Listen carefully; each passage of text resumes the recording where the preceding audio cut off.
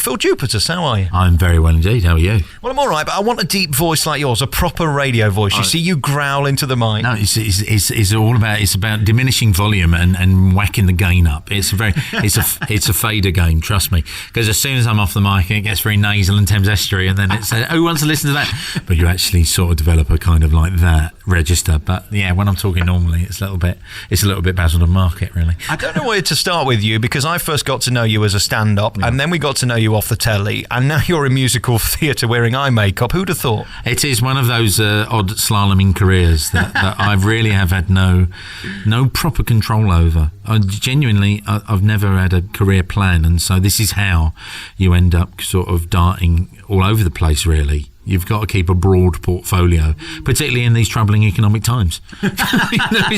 There's a credit crunch on. I can't be saying no to 5 months of work, my friend.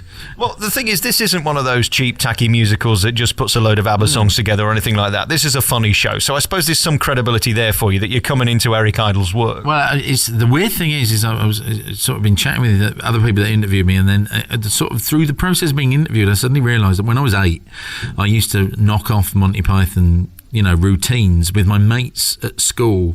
We used to do drama. When we were doing drama at junior school, we used to do Python sketches. And we got quite a following in our school, and we were like the funny boys that do the voices and things and arse around. And then, I to be 40 years later, doing it for cash. Get in. Come on. Are you enjoying it? Because this is a show where you have to sing. Who'd have thought you'd be doing that? Musical theatre was never something that was on the radar in any way. Even though my missus, I remember my wife saying that musicals would be where I'd end up. I sing with bands and things. She knows I can sing because I sing around the house. And she was like, I see you in musicals. And she said this years ago. And I was like, there's no way it'd happen. I'm not in this. I don't know the right people. I don't know this. And there's a casting director in London called David Grindrod who first got me. He was looking at me to play Count Fosco in Woman in White.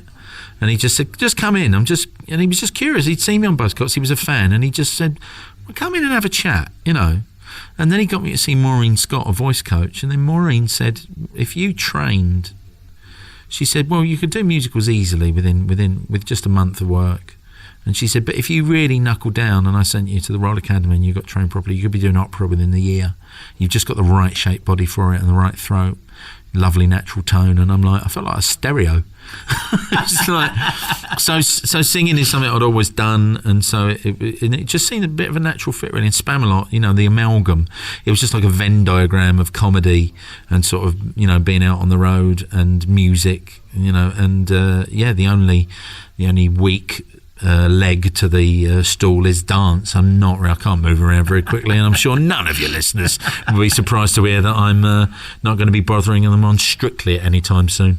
I'll tell you what was nice watching the people in the audience today, which I tend to do more than watch you, because I think they'll tell me whether you're any good, never mind my opinion. They kind of buy into you as a personality. They kind of love you, and you can't buy that, can you, as a star on stage? Nobody's going to sit there and go, oh, well, that note wasn't right. Whereas with some stars you would. You'd think, actually, oh, hang on, I'm paying good money to see you get that wrong. Yeah, no, that's the thing is when you're starting from a base level when they're expecting nothing, and then they say the most common note I've got from people on Twitter and things and on the internet is, oh my God, he can sing. I didn't know you could sing, and it's not really called for. When you work on a crappy pop quiz, they don't really need you to suddenly bust out the show tunes. It doesn't happen very often, and there's not an awful lot of singing. I mean, there's one quiet number, and it's if you get the ballad, people go, isn't it lovely?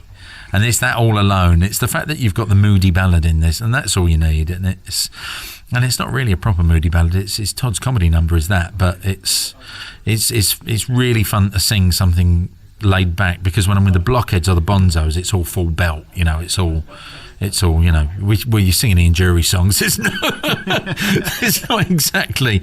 not called upon for your light and shade in there, really. It's sort of when you're singing Blackmail Man or Plasto Patricia, you're a bit full tilt. Are you enjoying the fact that this isn't all about you, and that there's a whole load of people taking responsibility for you looking good, and that all you got to do is get it right and everything will be fine? I think that's the thing. The reason that it was a bit of a no-brainer saying yes to doing Spamalot was the experience I had on Hairspray, which was suddenly coming from a discipline like stand-up, where you're completely your own boss. and you stand off all by your own things. There's no one giving you notes or anything. You're just doing the show and thinking about it afterwards in the curry house, and if you think anything went wrong, then doing it different. Whereas this time, there's always someone watching you. There's always someone noting you. If you get anything wrong, they say, "You got that wrong, by the way.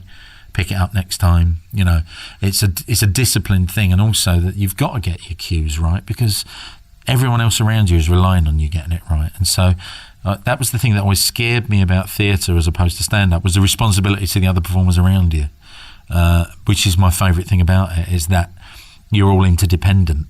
Is that the tightrope act of it is all of you. You know, just got to hit it right, and just you're looking people in the eye on stage. That is the weird thing. When I'm standing underneath that tower and Graham's doing French taunters at me, he's blowing raspberries at me, going up and down that thing. We're just staring at each other. It's the weirdest thing, but I really like it. I've spent ostensibly 20 years, you know, on stages with a mic stand. That's it, and you don't get a lot back from them. I've got a confession. Do you mind? Confess away, please. Well, I came to see you at the Shaftesbury. Well, I didn't pay. They gave me free tickets. I don't pay to see. And I don't know how to say this, Phill, but I rather fancied you as a woman. No, the thing is, right, the problem that I had with Edna and Hairspray was that when I got all the kit on for the first time, I looked like my mother in the 1960s. So I looked like Mum looked great. When Mum was done up properly in the 60s, she looked cracking. And so the thing is, I didn't like having the old man around during shows. Especially wouldn't let him drink. Just in case. Don't let the old man drink, and don't be, you know, because I just looked so much like my mum. I don't know. Yeah, it's when the beard, because I got the beard back now for Arthur. So it's that round. I was like that kind of chubby yummy mummy. You know, if you like a big woman, I ticked a number of boxes. You know, Divine had quite a hard face when he played Edna. You know, and you see, you know, Fierstein had a certain lot. Michael was cute. I fancied Michael, you see, in all the gear. So I understand that. I can see where you're coming from. Well, Connolly was second for me, you see. I spoke to him a few weeks ago and asked him how seriously he took it. Where did you go in terms of the shaving? Where did the line stop? Oh, no, it was. I did the legs initially, and then I realised that it was such a heavy denier of tights I was wearing that I actually didn't need to shave my legs. And so when that was revealed as being... And then also, with Edna being such a... You know, she's a big old bird, and then you just suddenly realise that actually she wouldn't shave her legs. She was agoraphobic, and she, you know, so no, the shaving in my face was a pain in the arse every day, because you can't have a stubbly mum. You can't, and apologise to any stubbly mums out there, but it just didn't work for me, and so sometimes. You know, I'd be looking at Sue or Anthony, you know, my makeup people, and I'd go, "Can I get away with it?" And they just rub my chin, and they go, "Not really." And so you got over the sink, and it's 20 minutes till the show, and you're wet and you're bleeding, and they're slapping makeup over the blood.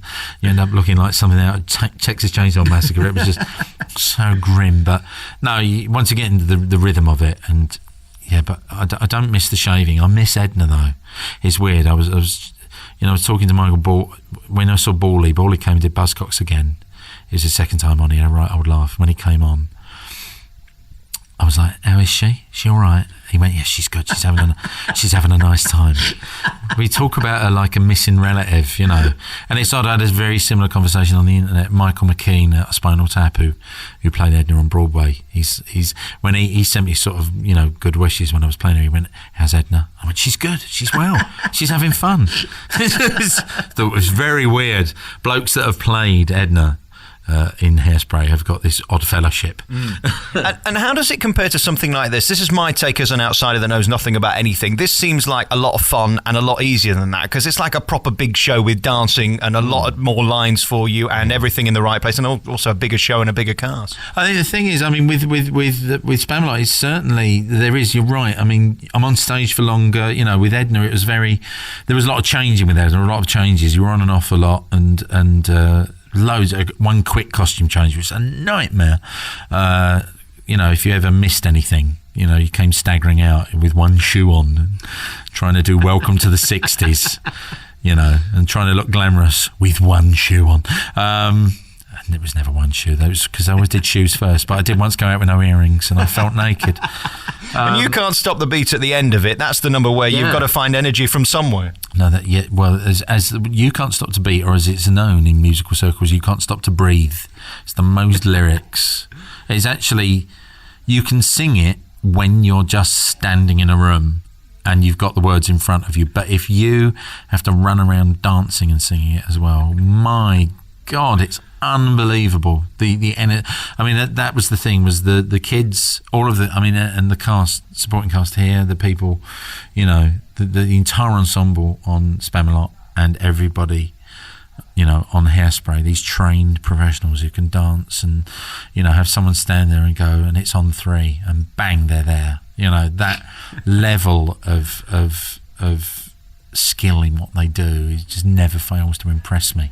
And that's what I love about being in musicals, is the precision. I like, it's fun. It's fun to do. You and radio is a really interesting thing, because I listen to you a lot and you're really good at it, but you're not doing it anymore. Why? It's just one of those. I think I was at Six Music for 5 years doing breakfast. I was the first live voice on the DAB airwaves back when we had listeners that I could probably have counted on.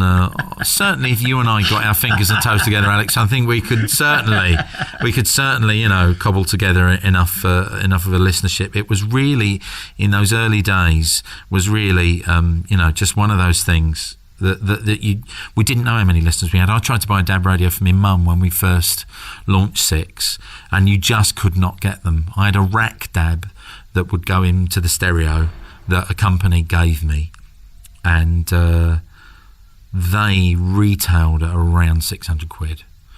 And then about 18 months after we launched Six, Evoke started doing the Pures, or Pure started doing the Evokes. That's the other way around. So that was the first, those little wooden ones that everyone first got. And they were the first people to do a mass marketed digital radio. And then when they came out, Argos did them, and I bought a dozen basically. And I'm pretty sure that Argos thought I had some kind of weird drug smuggling thing where I got drugs put in radios and was picking up my stash in Lakeside. But I just gave them to friends and family and said, look, this is the thing that I'm on. But that was 18 months after we'd started.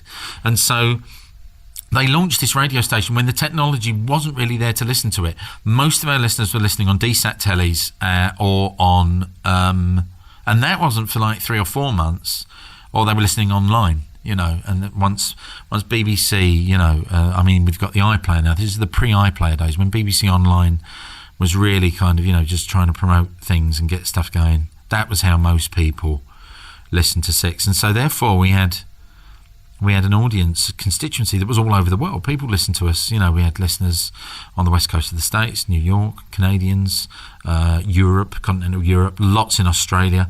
Expats listened to us a lot. We were a drive time show in Tokyo. We were late night listening in Oakland, in California. We were everything to everybody all over the world. And then when, it came to be how they did the ratings, because there weren't any DAB radios out there and people didn't have DABs, we didn't get any audience figures for 18 months. And so eventually when we did get audience figures, and we'd been on for 18 months, so we've been doing that and promoting it and plugging it and adverts and everything, and we've been on for nearly 2 years, and our audience figures were 150,000, and that is just not good enough.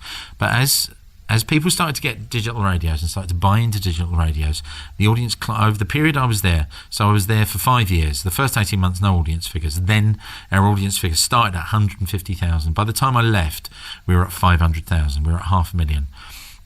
What they always said they wanted for Six Music was 1 million to 1.5 million. That was what they wanted for Six Music. Now, the second that the DG announces that Six Music is going to be shut down, the audience figures go up to 1 million to 1.5 million. And so Gillian Reynolds at the Telegraph, the radio correspondent at the Telegraph, she thinks that he announced it deliberately to get just a bit of buzz about Six Music coming. And if that's true, that was a genius move. I actually think he was going to shut it down. But there was so much of an outcry about it, and just listeners were so well organised, 2 massive demos in town. And then a gig, and people really cared about the station. I really did. And Guardian Online, the second they got wind of what was being done, the Guardian phoned me up, and I did a piece for them just about how brilliant it was working there. What a great station it is, and there's nothing like it, you know. And people, you know, do love the station. It's got its failings and it's got, you know, its weaknesses, but everyone does. It's not, you know, the BBC is not a taxi that takes you exactly where you want to go. It's a bus that operates for other people as well.